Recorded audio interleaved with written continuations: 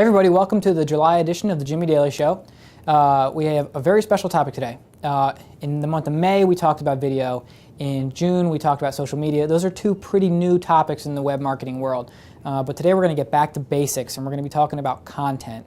Content is what drives your website. It's what gets you found, and it's what converts. But there have been a lot of changes recently with the Google Panda update. So that's what we're going to focus on, how to save your website from the Google Panda update, and how to get ready for future changes that Google is going to be making, because they have dedicated themselves to cleaning up the web and cleaning up search results.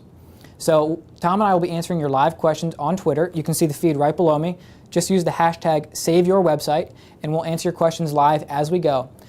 So our first segment, we've got 3 segments today, and our first will be an interview I did with Tom about just an overview of Google Panda and a couple tips and tricks for making sure your content is properly optimized and complies with all of Google's new rules. So, Tom, let's take it away.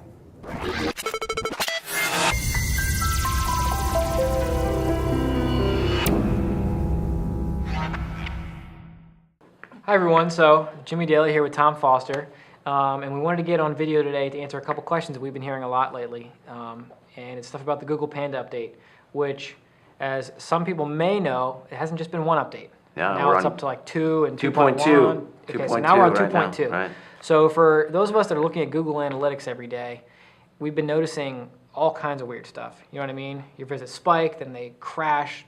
Can you give us a little bit of insight into why that might be happening? Well, we're still getting information about the Google Panda update, but really what it comes down to is the Google Panda update is just another step in the direction that Google's going of really being able to understand what's on your website and rewarding web pages or websites that are providing good, relevant, usable, readable, entertaining content, and taking websites or bringing websites lower that are focused more on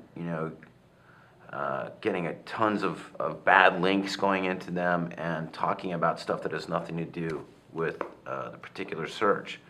Or another piece of it too is weighing the content too heavy on search engine optimization, like stuffing keywords and those kinds of things. So lots of different things will impact someone's website, but ultimately the way to if you're going down in the Google index is to really go crazy with good content, and that's really the trick to beating this. Okay, so I got 2 questions for you then. The first one is, if my site is losing visits because of this, what can I do right now to help? And the second question is, we can assume that Google is going to continue to make updates like this in the future. How do we prepare ourselves for that?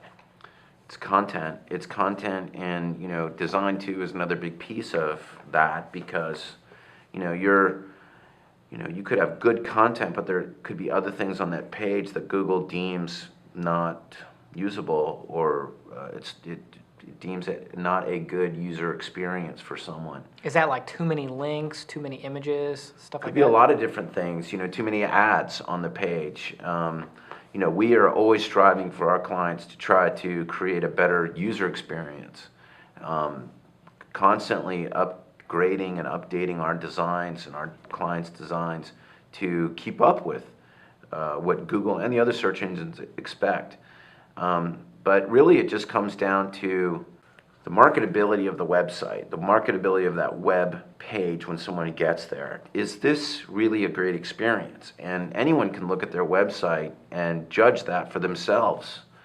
Just by going to other websites, their own experience by going to eBay, or their own experience by going to Amazon or CNN, or what is your experience there?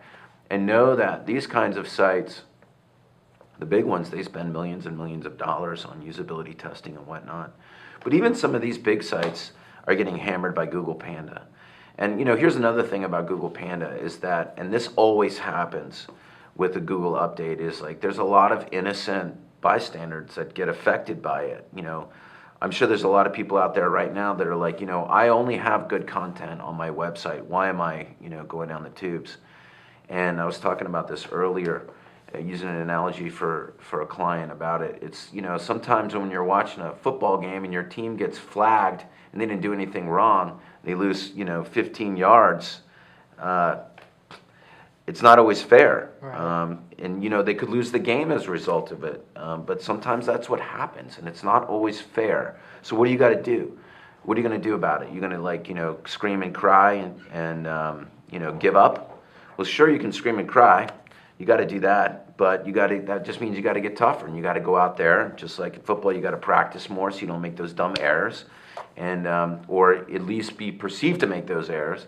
And the same thing is true with your website.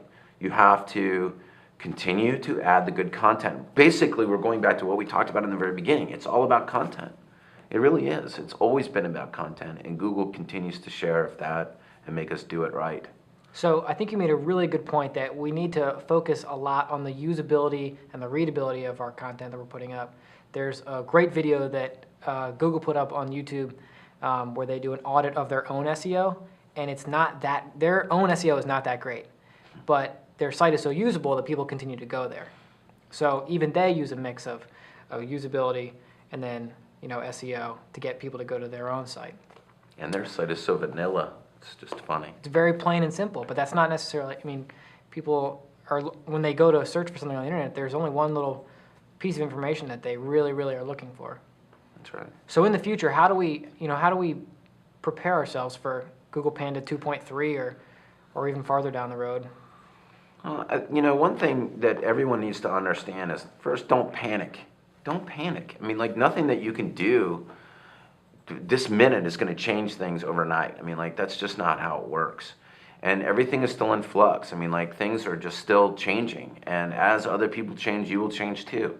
But, you just got to stay the course. And I say this all the time, you have to stay the course. You have to continue to add content. And if you've been gigged for something, look for why, as best you can. If you've got an SEO consultant that you work with, see what they can tell you. But Google's not going to come out and say, here's the list of things that you did wrong. That's just not how it works.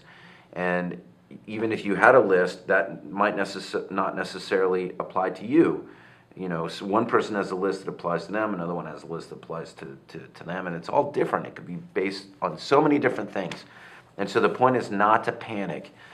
You want to stay consistent with your content updates. You want to stay consistent with making sure that you do it frequently. Providing good content across all medias, including video, like what we're doing here. Google loves video. Another good way to combat the Google Panda update is by providing good quality video content. So that's another thing that you should be doing. I think that a lot of people that may have gotten dinged by the Panda update are some of our really aggressive clients. You know what I mean? The people who are just pumping content all the time, and maybe they've gone overboard. Is there such thing as too much content? There's not really such a thing as too much content, but too much content that is overly SEO'd or overly optimized, like stuffing keywords and making it not make sense. But generally, the people that, here's the other thing, if you do too much at once, that's another thing that Google's like, what's going on over there? If all of a sudden you get an influx of thousands and thousands of links to your site from other not so high authority sites at once, that's going to send up a flag. So that's why you don't want to add a bunch of links at the same time. You want to do it carefully. And the other thing is the whole link building world has changed completely after this update too. So going after just getting links from directories and directory websites, low value websites will really hurt you now. But getting good links, always getting good links from authority sites that are relevant to what you do is what Google is looking for, that endorsement. So what is the best link that we would look for? Well, if you are an attorney here in Fairfax, Virginia, a good link would be getting links from relevant sources, magazines, newspapers. If you're a personal injury lawyer, doctors, things, but that are real and organic, not just like go look at Virginia personal injury attorney, whatever, then linking back. You want to have that link be part of a paragraph coming from their page to you, so it's relevant and contextual. I mean, the same rules apply. You just want to get better links from better partners. So the idea is to make your content so interesting that someone else wants to share it with the rest of the world on their own website. Yeah, and that's a good point, because when we first started doing this years ago at Foster Web Marketing, I preached content. And if you build your content right, you will get the links. The links will come. And that works for a lot of people that have never ever done any link building whatsoever. And because it's an organic link process, those links just come in. And so we're going back to that, because Google's getting much more sophisticated. And actually, if you are creating unnatural linking that doesn't make sense, then you're going to get hurt for it. I mean, that's ultimately what it is. Right. So by providing good content, we'll attract other people to link to you, other good sites to link to you. Okay, great. Good stuff? Yeah, I hope that was helpful to everybody. So Tom, thanks again for being on. Thank you very much. We'll see you guys soon.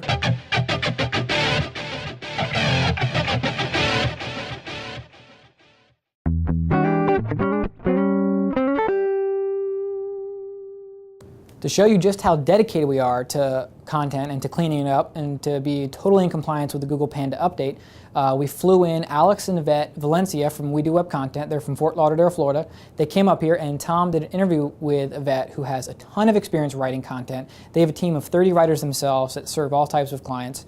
And so Tom picks her brain a little bit about what they're doing to stay ahead of the curve. So Tom and Yvette, let's hear what they have to say. Hey everybody, it's Tom Foster here at Foster Web Marketing. I'm really excited today to have my good friend Yvette Valencia from We Do Web Content in the video studio today. How this came about, my good friends, I called them up to talk to them about this webinar that we wanted to do about the Google Panda update, all the changes that Google's gone through. We wanted to get a lot of other professionals, consultants, content providers, all our partners, people that do the same thing that we do, to get on camera and talk about the effects of it. So thank you so much, Yvette, for flying up. We just talked about this last week, and you made a lot of changes in your schedule to come up. So thank you very much for coming. Thanks for having me. I want you to tell everybody what We Do Web Content does, besides the obvious. So please tell me. The obvious is what we do. It's our specialty. We write search engine optimized content for not only attorneys, though that niche has sort of lent itself to the biggest percentage of our clientele, but for any professional. Doesn't matter. I mean, you just write content for anybody. So not just lawyers, but doctors. So name some of the kind of clients that you have. Well, we have a lifestyle website that does beauty, health, exercise, diet tips.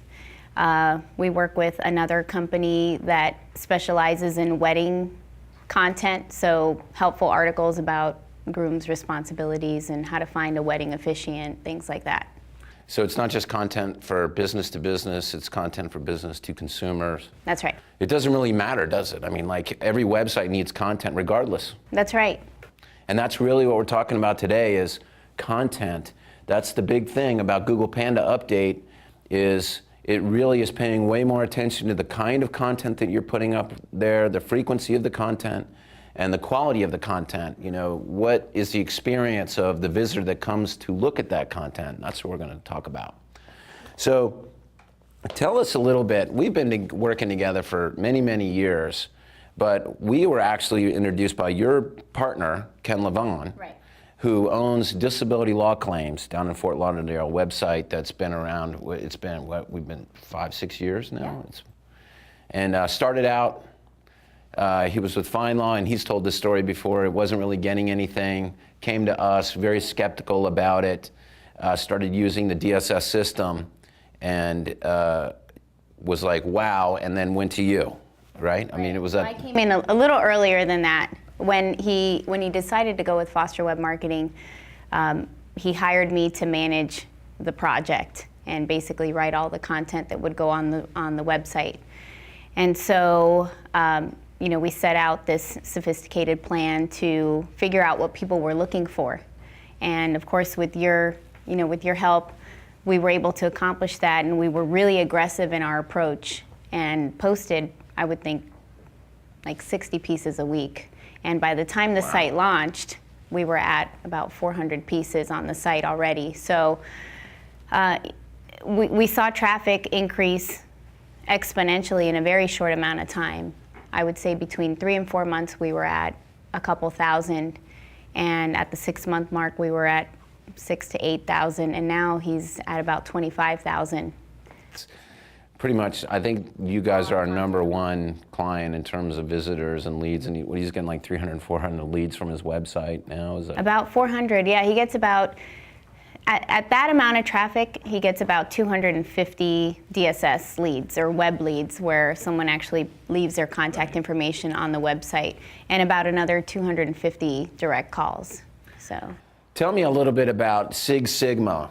And I've heard that you're like a black belt in Six Sigma, which is like process and systems and whatnot. So why don't you tell the people that are on this webinar a little bit about what that means and how that's helped you with We Do Web and with Ken's business? Actually, it just means that I could kick butt if you right. don't add content to your site. But Six Sigma is a process management training that I went through, and I'm actually a green belt. So what that really taught me and the skills that it allowed me to apply to Ken's project was to really get organized and develop a system that would allow us to be successful. And it's not a system that worked immediately, right off the bat, but it was something that was pretty solid, and it allowed us to adjust as we went along, and as we figured out what keywords were working for the site and what content drew in visitors versus others. And so the main point is, don't get discouraged if it doesn't work. Right. Initially. You have to just keep adjusting as you go along, and in fact, that's the same approach that we use with our clients. Is at about the 3-month mark, we start to reanalyze the project plan and make adjustments based on keywords, based on likes, based on a bunch of variables. Based on visitors, Right. based on Exactly. bounce rate, based on whatever. Because when you're putting out when you're putting out content, you might be putting out this page or these series of pages to attract these keywords, and it might have made sense at the time, but it's not actually working as well as you want. Or you might be getting a lot of visitors to those pages, but you have a high bounce rate. So you have to look at what's on this page, what can we do better? And that's really the deal. And I think that, the big part of process is consistency, right? I mean, like doing the same thing, which can be routine and kind of monotonous, but very important to this line of work. Wouldn't you agree? I agree completely. And it also helps to identify where there might be some holes in your system, and you identify that. And as long as Right. you're constantly looking back. And you said in the beginning of our talk here that you do other clients or other people besides just lawyers, doctors and whatnot. And in Foster Web Marketing, we pretty much focus primarily on lawyers. We have some doctors as well that are part of the group too. But it really doesn't matter, right? I mean, like, you have to continue to add content and know what people are searching for, know what people, what do you want to be found for? Regardless of whether you're a lawyer or a doctor or anything, right? I mean, it's really answering people's questions. Mm-hmm. And really, kind of going back to Google Panda Update, your system, the way that you've done things for so many years, is really what helped you survive and even, flourish under the Panda Update. When you were talking the other day, and I asked you guys if you had, gotten hit by it or you had any clients that suffered, what did you tell me? I said actually all of our clients, maintained their status or even improved as the Panda Update went through. So because everything that you do is about content. it's all about content, and we stick to the fundamental principles when it comes to quality content and good SEO. Yeah. I mean, and there's different kinds of, we'll talk a little bit about SEO here. There's different kinds of SEO. There's on-page optimization, which is, making sure that the proper amount of keywords, page title, headline, all those kinds of things that we've talked about in the past. Those things are really important still. However, with the Panda Update, kind of trying to game the system, like such and so many keywords have to be in that. Like, Google's like paying attention to that now. That really, that's what the Google Panda Update is. It's just a more sophisticated algorithm that they put in there to catch people gaming the system, either by getting a bunch of junky links going to the website, or just by adding content that people don't want to see. They're going to be paying a lot more attention on the bounce rate, how long they've stayed on the page, how many pages that they've read once they've been to the site. Those things are really more important to Google now than ever before. Right. It's all about, you have to ask yourself, does your reader genuinely want to learn about this or need this information? And if they do, then you're on the right track. Yeah, and how do you do that? I mean, it's adding good content that people want to read, and a lot of attorneys and we have a lot of clients that do this on their own, and that's why we put on these webinars for you guys that are doing this on your own, to hear from professionals that do this for a lot of our clients and a lot of other clients about how we do it, so you do it right. And so, one of your strategies is not to sit around all month long and blog about auto accidents, right? Is that something that you do? No, we incorporate current events that are related to the client's practice area, but that's certainly a small portion of the content that we add to any particular client's site. It's really informative, topical articles, blogs that are more conversational and casual, that work to highlight other pieces or other pages on the website, so we get that deep linking going on. That's very important. I'm glad you said that. That's, and that's really the trick, is that you need to have all the parts. Right. And that's, why DSS is set up that way. You have your library articles, which are your informative articles that are really kind of the guts of your site. Your practice areas maintained. Here are our broad categories. These are our service areas, almost like aisles in a store. Mm-hmm. And then on those aisles, you have all your content, and there are various levels of content: articles, frequently asked questions, case results, testimonials. Those are just some examples of them. And they all are designed to do something different. Exactly. And designed to work together in concert. Right. So you want to have, if you're going to blog about a news accident or something like that, make sure that you're pulling them into a more informational page inside your site that explains a little bit about whatever happened in this accident is helpful. We have information on our article here, right? I mean, that's how we've been doing it for many, many years. Right. And whenever you could add your opinion or make it more relative is always nice too. And when we work with clients long enough, and we do, right from the beginning, we learn about the client, their firm, how they want to be perceived, what their marketing goals are. And so we get a good sense of who they are and can take that and translate that into their content. So it's important to work that piece in there, that personal touch. The marketability of the client is really important. Right. And that's very important for the Google Panda update, the marketability of the website and that client. Exactly. The game has changed again. It's more sophisticated. And the other piece of it is not only supplying good content that people will read, the attraction, but also once they get there, what is our ultimate goal? I mean, our ultimate goal is to have conversion. To get the lead. And there's different, and I was talking to you and Alex about this a little while ago, about how we kind of look at it, in touchdowns, field goals, or first downs. Ultimately, you need all those things to win the game, the long game. And yes, we'd like to have touchdowns after everybody that comes in. It would be great if everyone that came to our website called us up and hired us, but that's just unrealistic. But if you get somebody that comes in and fills out your contact form, and you have a conversation with them, and they're thinking about hiring you at some point, that's kind of like a field goal. Hey, that's cool. Absolutely. Those are just as important as your touchdowns. And you can win games with that. Exactly. And eventually they could turn into, something really great. Or they work to refer other people back to your site, or, so you can't discount people who just order your book. And a lot of attorneys do. A lot of our clients do. They're just like, oh, well, that wasn't a good case. They just got a book. Well, you don't know if that person's going to hire you or refer you, just as you said.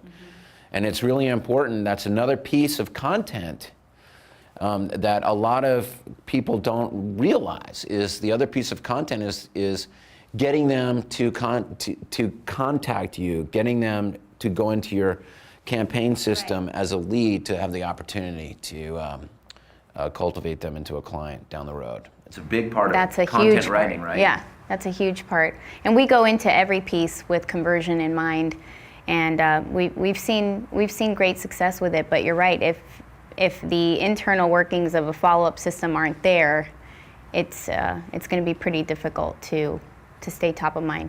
Yeah. So, you know, Yvette and I have been working together for many, many years, and we didn't always know everything about content, and although we do now, but no, I never. Google changes the rules all the time. I was just so. going to say that. I was going to say, just as SEO evolves or is constantly evolving, content is constantly evolving as well. Yeah, sometimes it doesn't really make sense. Like, and that's the other thing about Google that's tricky is sometimes Google will say that it wants you to behave a certain way, but it rewards others for behaving in ways that it doesn't sanction or it doesn't agree with. Right. And that just is because they haven't caught up to them yet. So don't do stuff that is bad just because somebody else is doing it. You know, that's they'll get caught eventually. Yeah.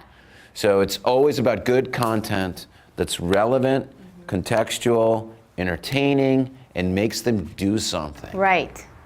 That's the key. Makes them do something. That's right. Yep. Call to action. Okay. So you have been using DSS, our content management system, for many, many years. But you have many clients that aren't Foster Web Marketing clients, Right. and they use other content management systems, WordPress, Drupal. I'm sure there's other ones that you're familiar with. If you don't mind telling me a little bit about your experience, and I know the answer to this, but I haven't prepped her for any answer, guys. So this is the real deal. So why don't you tell everybody here a little bit about your experience over the years working with all these different content management systems? Of course. Well, he's got some magic dust in that DSS system.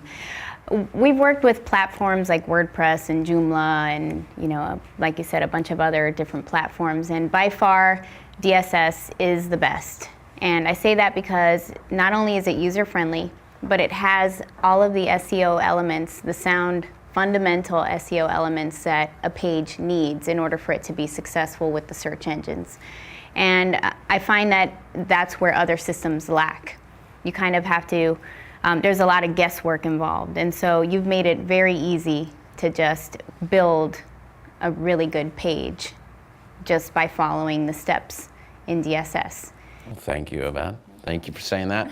And that's true because originally DSS was built for me personally so I could update a bunch of websites from an SEO standpoint because I knew how they had to be connected together. I knew how the pages needed to be connected together, so I built that system really just to make my life easier, and then it grew into this. So thank you very much. Well, you can tell that someone, an SEO expert, made it so that it was easy for the average person to put something great together. I always say we got to make it kindergarten friendly, right, Jimmy? That's what we do. Everything's got to be kindergarten friendly, and that's why we try to make it always easy to use, but yet very powerful underneath the hood. Well done. And it's because of power users like you, and Ken, and Michelle Davis, and Ross Jurowitz, and many other people, Dave Fries, that I've worked with over the years that have told us what we should do in the system, and we always listen to our clients, and we just try to make it better and better and better. Yep, you do. And we continue to do that. I can testify to that. So Yvette, what recommendations do you have for anybody that's watching this webinar if they've suffered any drop from Google Panda, or how to deal with, do you have any tips for people that if they're suffering or they're concerned, they need to go check something to make them feel better? What would you advise people? Well, first I would say, don't get scared. And you can come back from a drop if you've suffered a drop. But really, you should take a good look at your existing content and make sure you don't have anything that Google would consider poor quality. And I believe that they have a list out there of 23 questions that you could use to kind of help you assess whether or not your quality is in that poor category. So really cleaning house, making sure there aren't any duplicate pages, and if there are, getting rid of those. Re-optimizing, as I say, your existing content. So if it's keyword stuffed, make sure you change that and make sure it's quality, and that someone who lands on it would say, wow, this was really informative, and I came away with a lot of great information and can make an informed decision now. And diversify your traffic. We're getting into a lot of social media, and that's one of the biggest things that people are doing right now. They spend a lot of time on Facebook and Twitter and LinkedIn and social sites like that. So it's important to have a presence in those areas as well, and diversify where people are coming from, and not just directly to your website, but they're coming in from all angles. And the last one I would say is continue to update your website at least once a week with high quality content. That's I got a couple other ones to add to that. One is make sure that you don't have duplicate page titles going on in your site. Oh, and that's a great thing that DSS does.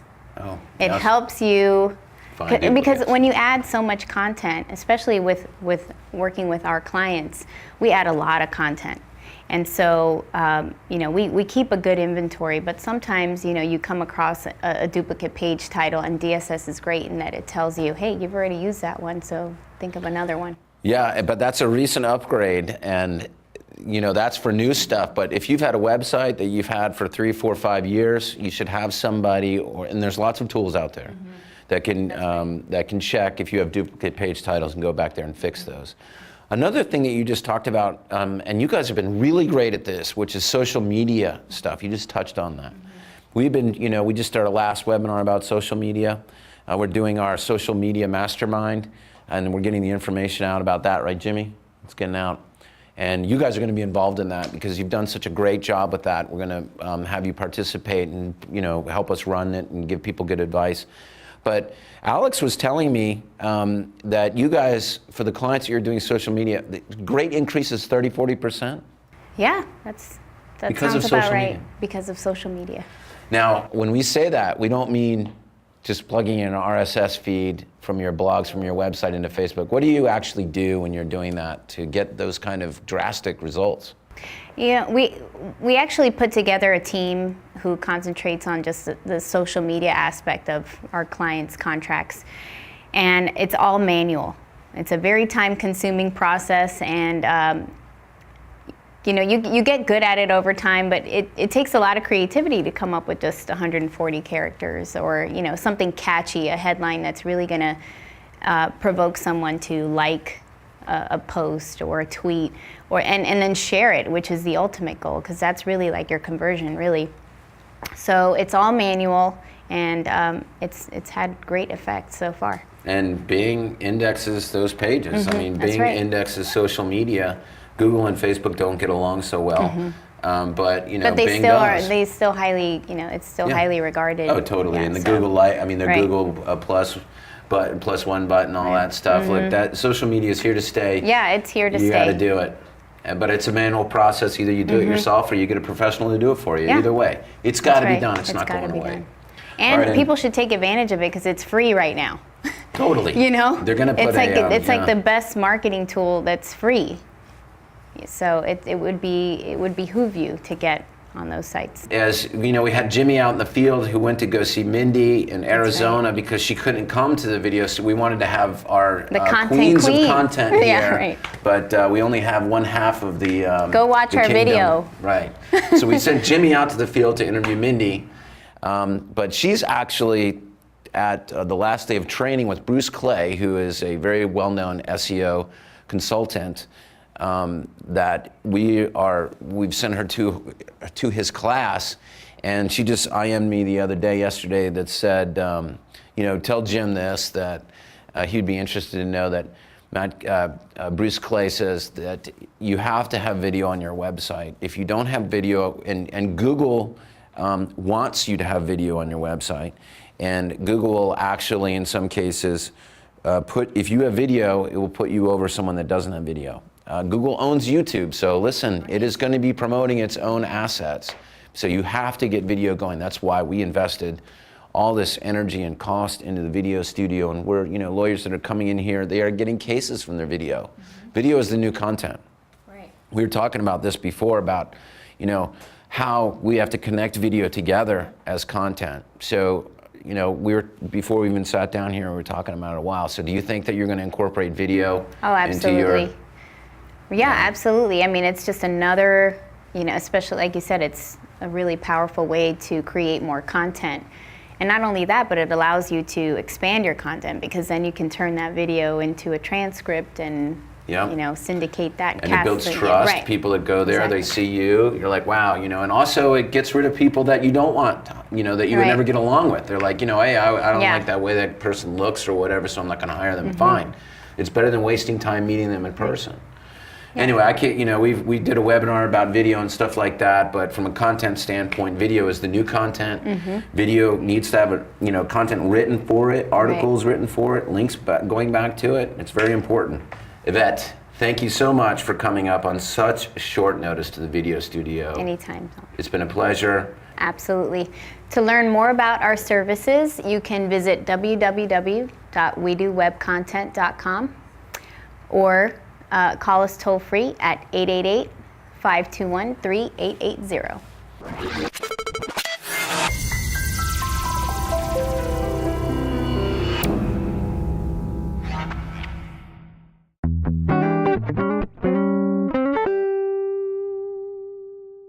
Hey, this is Jimmy from Foster Web Marketing, and I'm here with Alex Valencia of We Do Web Content.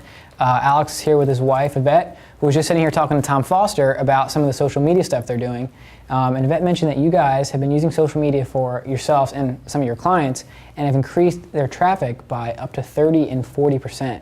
Can you talk a little bit about that, because that's an astounding number? Yeah, it's been great. I mean, we started off as a test. Social media is huge. It's here to stay.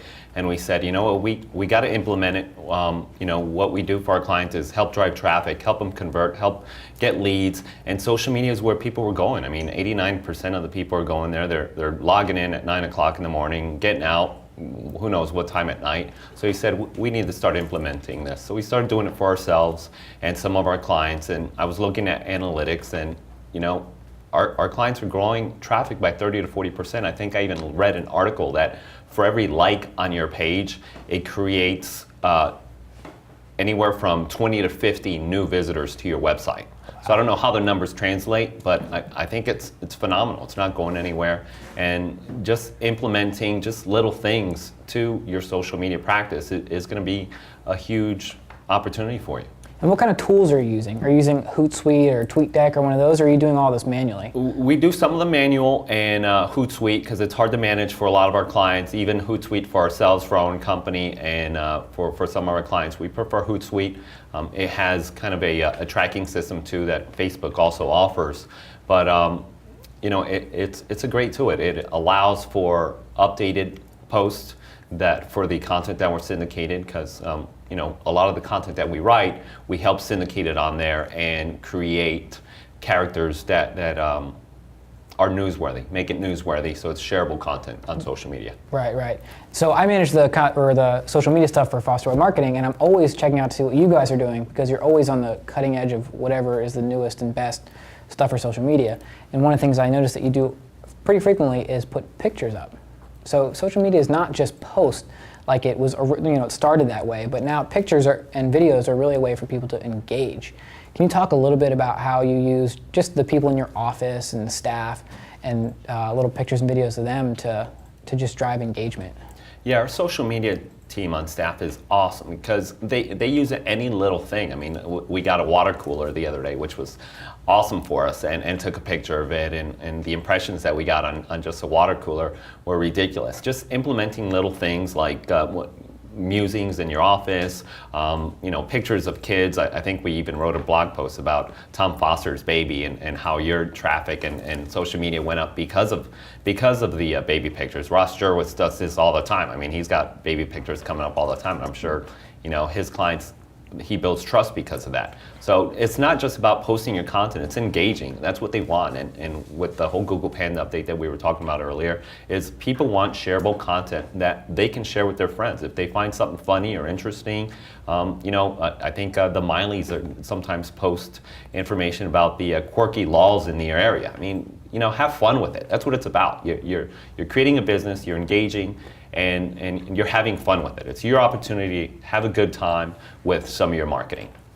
That's very interesting. And at the last GLM conference, Dan Kennedy was there, and he, in his talk, said that in your newsletter, 60% of the content should have nothing to do with the services you offer and your business.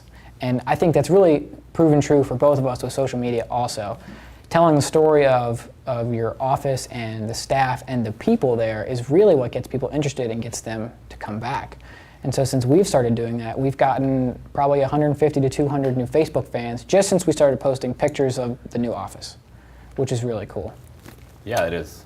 And so one of the things that we're going to be doing with Alex and with some of our attorneys is starting a social media mastermind group.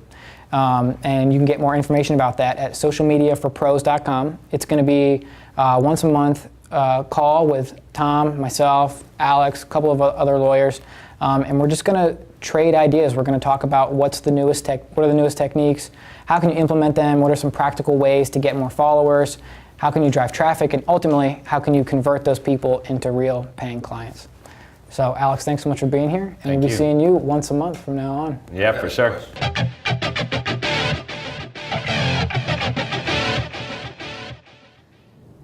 And to really prove to you just how dedicated we are to this, I flew all the way out to Phoenix, Arizona to meet with Mindy Weinstein, who is our own content manager.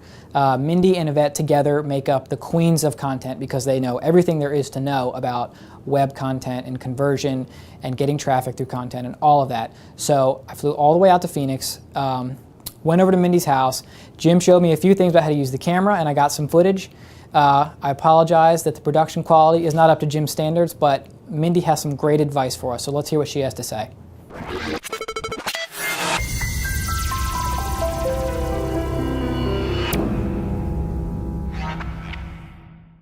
Welcome to Phoenix, Arizona. I'm here with Mindy Weinstein, who is our queen of content. And, well, first of all, welcome, Mindy. Thanks so much for being on the webinar. Oh, of course. You Thanks. have been our queen of content for a couple of years now. Yes, I have. But recently you've taken on some extra responsibilities. Can you tell us a little bit about what you're doing for Foster Web now? Yeah, absolutely. So exciting. Everything's exciting changes.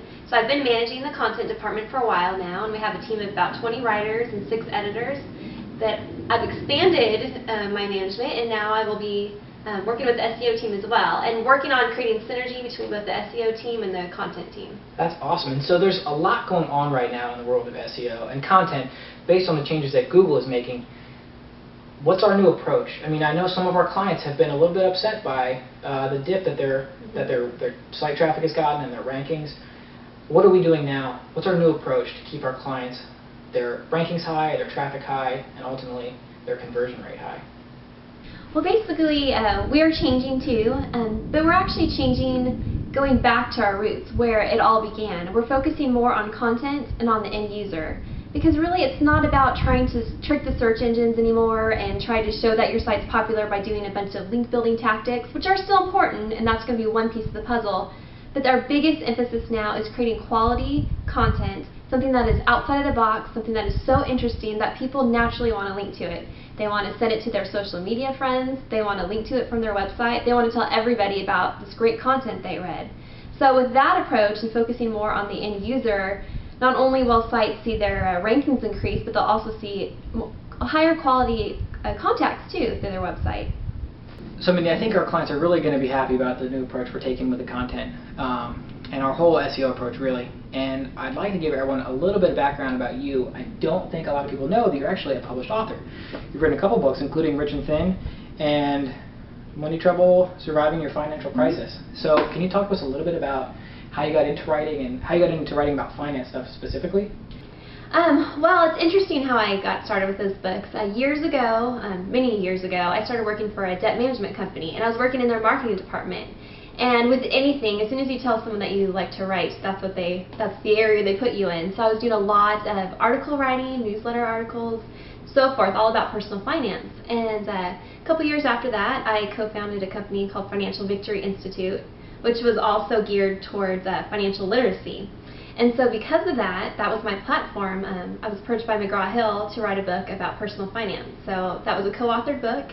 And it was really interesting because it was fun taking a boring subject like personal finance and doing a new spin on it. So the whole book is about calories and money, and it was very interesting. And so after that book, a couple years later, when the economy started to slow down, came the book Money Trouble. So that's all about surviving a financial crisis.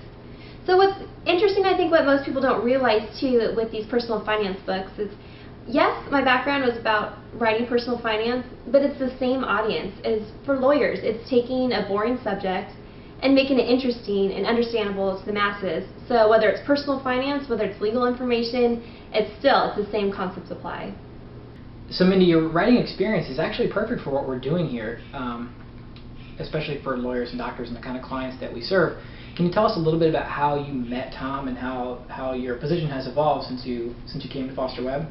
Well, it's an interesting story, and it's one that I'm asked about quite frequently. But how did I start working with Foster Webb Marketing, which is located in Virginia, and I'm on the other side of the country in Arizona? So what happened was a few years ago, I had a relative who knew how much I liked to write and how good I was at writing tell me, that's something you should look at doing on a freelance basis. And I was surprised, and really? People make money writing? No way.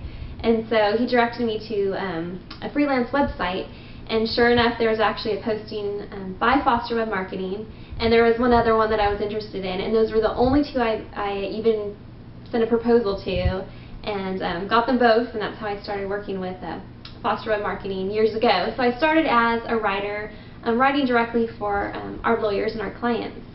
And so about a couple years passed after that, and Ben Glass and Tom Foster were in Hollywood doing some filmings, and they were also doing a one-day seminar. And so I decided to take the drive from Arizona to Hollywood so that I can meet them in person. So from that point, I met them both, and I became Tom's personal writer and started writing for the Foster Webb Marketing website and doing some ghostwriting as well. So, and then basically, the rest is history. So a few months after that, I was put in charge of the content writing team, and about a year and a half after that, I was put in charge of the SEO team. So it's been great. It's been fun and exciting. So you started writing web content a few years ago, and a lot has changed since then. Can you talk a little bit about how different it is to write blogs and news articles today versus 2 or 3 years ago? Well, it definitely has evolved over the last few years. When I originally started writing website content, a lot of the emphasis was on getting the right keywords in there, making sure that you put them in the right place, and so forth. And so that was a lot of what we focused on, and even listing the keywords behind the scenes, so we'd come up with lists of keywords that were related to the articles and so forth. But then things started changing, so things started to evolve, so it wasn't as focused on keywords, but you still had to have them in there. In fact, we even last year we're telling our writers how many times they need to list keywords and content, where they need to put them in the title, and so on. But things have continued to change as Google makes their updates. So now, while keywords are very important and there are certain SEO factors that you need to think about with content, you really need to focus more on the end user and who is reading your content. You need to sit back, put yourself in their shoes, and say, is this something I would really want to read, or is this something that's obviously crafted to attract search engines? So a lot, you'll hear me say again and again, it's the end user, it's the user experience. What are they going to gain from the content that you have written for them? Okay, so we know that we have to write good content. It has to be an interesting subject. It has to be well written. Your grammar's got to be good. That kind of stuff. That's obvious. What are a couple tips that you can give to our clients to help them rank better in search results? Things like anchor text and stuff like that. Can you explain a little bit about that for people who don't know much about it? Yeah, definitely. I have some tips on how to write not just the quality content, but how to focus even on the SEO aspects of things. One of the things that I tell our writers, and even our clients when I talk to them about writing content, don't get too hung up on the keywords. They need to be in there, but they will occur naturally, and those are called the long tail keywords, and actually a lot of times those are the most valuable ones. Those are the ones that are going to bring you better traffic to your website as well. But when you do get those keywords in there, I recommend that you link them, which is called an anchor text, and you can do so in DSS. It's really easy to do, but link them to one of your practice area pages. So if it's an article about car accidents and you have a keyword that shows up in the content, it's a local keyword too, that's big, link it to your car accident practice area page. And then one of the other tips that I would recommend too is that you write about something that is not obvious or not something that's been done over and over and over again on your website. You want to come up with something that's unique, that's a different angle, that's not obvious, not something that's going to be on every other law firm site in your area. And what's great about that, that's one of the things that Google actually recommends on their website, is one of the questions to ask yourself about your content. Is it different? And that will help you naturally attract links to your website, which is great, and that's a lot of the direction where SEO is going. Okay, Mindy, this is a question we get all the time. How do people know if their content is actually any good? How do they know what areas they should focus on and what areas they should move away from? That's a really good question, because you might think your content is the greatest, but if it's not converting and if people aren't staying on the page long, then it's really not doing a whole lot of good. So what I would recommend is that you view Google Analytics. Go in there in the content section, look at the list of pages that you have there, and pay careful attention to how long someone is on that page, how much traffic is getting generated to that page, and the bounce rate. Because those are things that are factored now with Google when they're ranking websites and keywords and so forth. So those are things that you need to pay attention to. So then the key is, if you go and you're in Google Analytics and you see that a page is, the average time spent is 3 minutes on that page and the bounce rate's pretty good, examine it. Think, okay, what am I doing on that page that is getting better results versus this other page that maybe the bounce rate is really high and people are spending 30 seconds on average on that page. So those are some of the things to look for. And also, one of the other things when you're in Google Analytics is just take a look at how many pages is someone viewing after read that article. And you don't want to have one page and only view that one. You want them to view multiple pages, because Google is watching that and you should as well.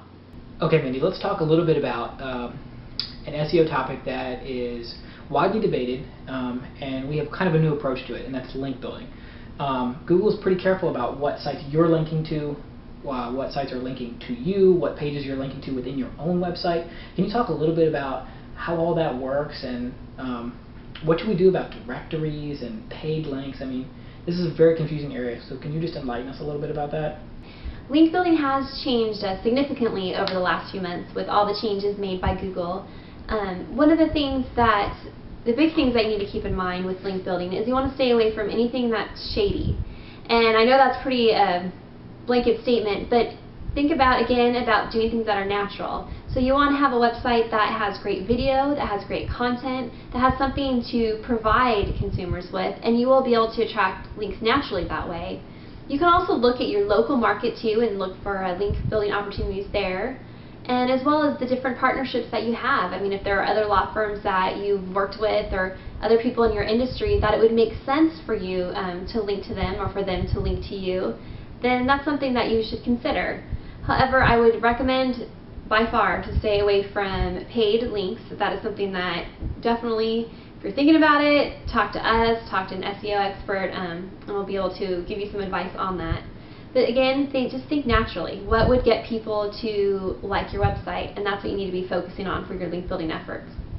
Mindy, what the heck is Google Panda? Do we really need to be that concerned about it, or is this just a passing trend?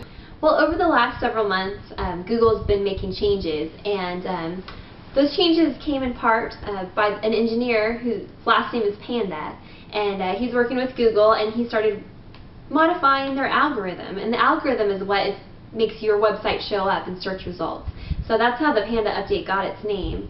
So since the initial update, which occurred earlier this year, there have been a few smaller changes, some that you might not even have noticed. Even one of the most recent ones was in June. So basically what Google is trying to do is like I keep saying, they're trying to improve the user experience. So they're trying to weed out the websites that have poor quality content or who are using tactics that maybe aren't above board when it comes to link building and other SEO tricks of the trade. So that's what Google's continuing to do. They're just continuing to hone in on the websites that are doing all the things that are right, that they're producing quality video, blogs, articles, and so forth. Mindy, how can we be prepared for the future? I mean, Google's making changes all the time, so we need to think ahead also. What are a couple things we can do to stay at least up to date with Google, if not a step ahead?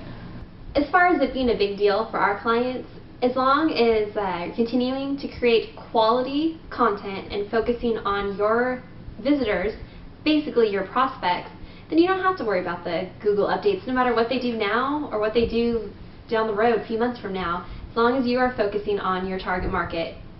And do you have any final tips for our clients as far as content goes? And one thing to remember too, at Foster Web Marketing, we're always going to be up to date with the current trends that, as things change with Google and the other search engines, we're going to be on top of that, and we're going to impart that knowledge to you. And at the same time, we are never going to do any tricks or tactics to try to fool the search engines. We are all about doing things the natural way.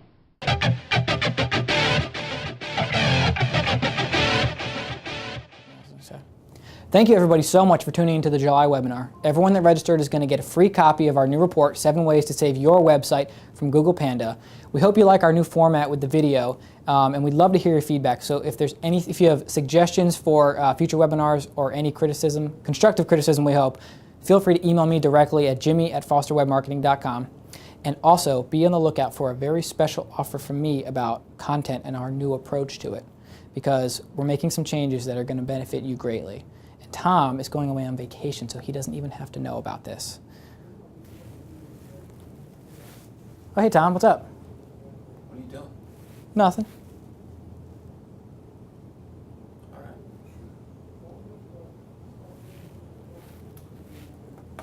Don't worry about him. I'll be sending it out in an email to you today, so check your inbox later on.